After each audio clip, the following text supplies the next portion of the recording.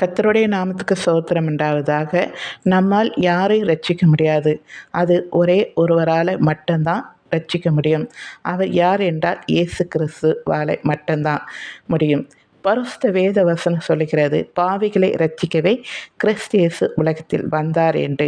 அது மாத்திரமல்ல, இயேசு சொல்லுகிறார், நானே வழி சத்தி ஜீவனுமாய் இருக்கிறேன், என்னை அல்லாமல் பிதாவினிடத்திலே ஒருவனும் போக முடியாது என்று.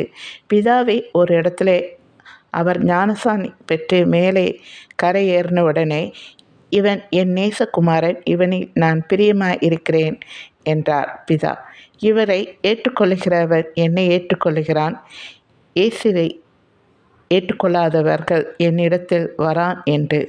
அதனால் இயேசுவை ஏற்றுக்கொள்ளுங்கள். ஏனென்றால் பிதாதான் இயேசு, இயேசுதான் பிதா. இயேசு சொல்லுகிறார், நானும் பிதாவும் ஒன்றாயிருக்கிறோம், என்னை கண்டவன் பிதாவையும் காண்கிறான் என்று. ஆமென். அல்லேலூயா. பிடிச்சிருந்தால் லைக் பண்ணுங்கள், மற்றவங்களுக்கும் ஷேர் பண்ணுங்கள். தேங்க்யூ.